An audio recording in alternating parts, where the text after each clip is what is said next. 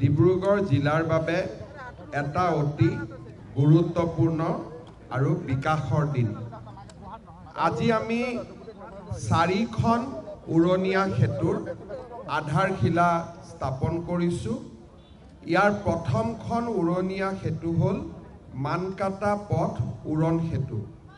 সৰ্বমুঠ 820 মিটাৰ দৈৰ্ঘ্যৰ উৰণ সেতুখন পাইল ফাউণ্ডেশ্যনৰ ওপৰত প্ৰতিষ্ঠিত হ'ব আৰু ইয়াৰ ছুপাৰষ্ট্ৰাকচাৰ অংশটো আমি ৰেলৰ সৈতে কথা পাতি ৰেল বিভাগৰ যি নিৰ্দেশনা সেইমতে আমি নিৰ্মাণ কৰিম। এই উৰণীয়া সেতুখন নিৰ্মাণৰ বাবে ৰাজ্য চৰকাৰে 83.62 কোটি টকা ব্যয় কৰিব। দ্বিতীয়খন ডিব্ৰুগড়ৰ উৰণীয়া সেতু হ'ল আমোলাপট্টি চাৰিআলি উৰণ সেতু। সৰ্বমুঠ 1500 মিটাৰ 1479.4 মিটাৰ দৈৰ্ঘ্যৰ এই উৰণ সেতুখন পাইল ফাউণ্ডেশ্যন হ'ব আৰু ওপৰত কম্পজিট ষ্টীল গাৰ্ডাৰ হ'ব। অৰ্থাৎ এই ফ্লাইঅভাৰখন ষ্টীলৰ বা লোহাৰে এই ফ্লাইঅভাৰখন নিৰ্মাণ কৰা হ'ব আৰু এই ফ্লাইঅভাৰখনৰ ভায়াডাক্ট অৰ্থাৎ উৰণ সেতুখনৰ লগত সংযোগী 1100 মিটাৰ ভায়াডাক্ট হ'ব। আমোলাপট্টি কবৰস্থান দিশৰ এপ্ৰোচৰ দৈৰ্ঘ্য 180 মিটাৰ আৰু পাঁচচালি দিশৰ দৈৰ্ঘ্য 174 মিটাৰ। এই উৰণ সেতুখনৰ বাবে ৰাজ্য চৰকাৰে 158 কোটি টকা ব্যয় কৰিব। তৃতীয়খন উৰণ সেতু আমি লাহোৱাল বৰডুবি তিনিচুকীয়া পথ আৰু 37 নম্বৰ ৰাষ্ট্ৰীয় ঘাইপথৰ সংযোগস্থলত নিৰ্মাণ কৰিম। এই নিৰ্মাণ কাৰ্যৰ ফলত কিছু পৰিয়ালৰ দোকান পোহাৰ আদি আঁতৰি যাবলগীয়া হোৱা বাবে ইয়াৰ আঁচনিখন তেওঁলোকক বচাই পেলাই কৰিব পাৰি নেকি তাৰ বিষয়েও আমাৰ বিভাগে চিন্তা কৰিব। বৰ্তমান এই উৰণীয়া সেতুখন 1500 মিটাৰ দৈৰ্ঘ্যৰ হ'ব আৰু এই উৰণীয়া সেতুখনো 71.52 কোটি টকা ৰাজ্য চৰকাৰে ব্যয় কৰিব। চতুৰ্থখন উৰণীয়া সেতু লেজাই কলাখোৱা পথৰ ওপৰত নিৰ্মাণ কৰা হ'ব। এইখন উৰণীয়া সেতু আমি ষ্ট্ৰিং ষ্টীল গাৰ্ডাৰৰ সৈতে নিৰ্মাণ কৰিম। প্ৰায় 700 মিটাৰ দৈৰ্ঘ্যৰ হ'ব আৰু এই উৰণীয়া সেতুখনতো ৰাজ্য চৰকাৰে 62 কোটি টকা খৰচ কৰিব।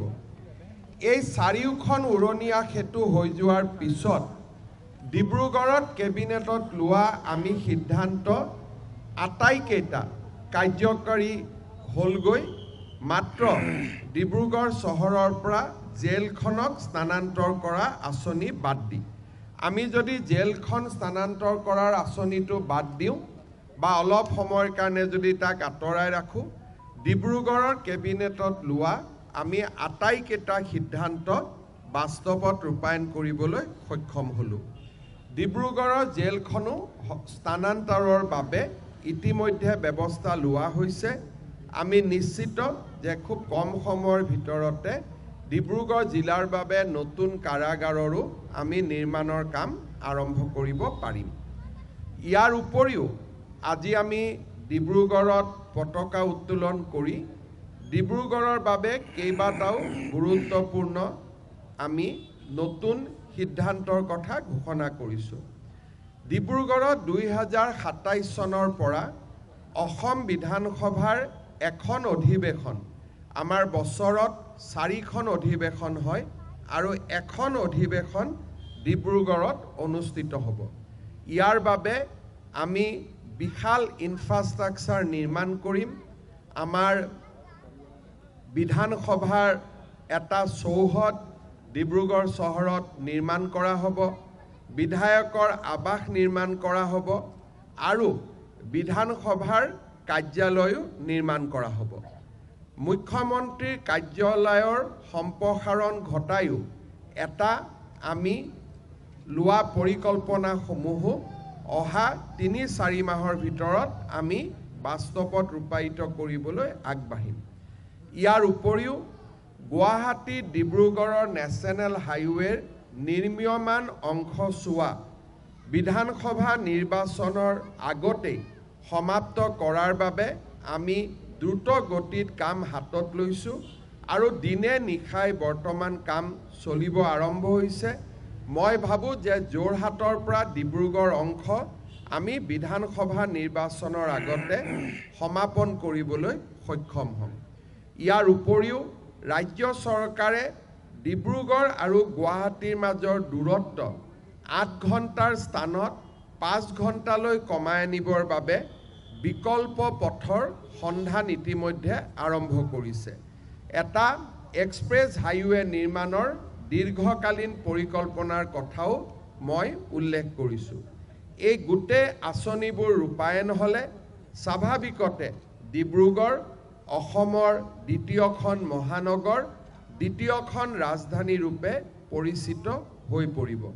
মই গণৰাজ্য দিৱসৰ এই পবিত্ৰ দিনটোত ডিব্ৰুগড়ৰ ৰাইজৰ বিকাশৰ বাবে 4খনকৈ উৰণীয়া সেতু নিৰ্মাণ, যাৰ 2খন উৰণীয়া সেতু ডিব্ৰুগড় চহৰতেই হ'ব, মই ডিব্ৰুগড়বাসী ৰাইজক ধন্যবাদ জনাইছোঁ। বিকাশ কেৱল ৰাজ্যৰ এডভান্টেজ অসমক লৈ ৰাজ্য চৰকাৰে যথেষ্ট কষ্ট কৰিছে, প্ৰচেষ্টা কৰিছে। আমি যাতে অসমত এটা উদ্যোগীকৰণৰ বাতাবৰণ এটা নিৰ্মাণ কৰিব পাৰোঁ। এডভান্টেজ অসমৰ আগতেই আমি নামৰূপৰ সাৰ কাৰখানাক সম্প্ৰসাৰণকে আদি কৰি কেইবাটাও গুৰুত্বপূৰ্ণ প্ৰকল্প আমি ৰাজ্যবাসীৰ বাবে লৈ অহাৰ প্ৰচেষ্টা আৰম্ভ কৰিছোঁ। এডভান্টেজ অসমৰ সময়ত আৰু তাৰ প্ৰাকখনত কেন্দ্ৰীয় চৰকাৰে কেইবাটাও অসমৰ বাবে মহত্বপূৰ্ণ আঁচনি ঘোষণা কৰিব আৰু সমান্তৰালভাৱে ব্যক্তিগত আৰু ৰাজহুৱা খণ্ডৰ উদ্যোগৰ বিনিয়োগৰ পথ এডভান্টেজ আসামে বা এডভান্টেজ অসমৰ দ্বিতীয় সংস্কৰণে মুকলি কৰিব।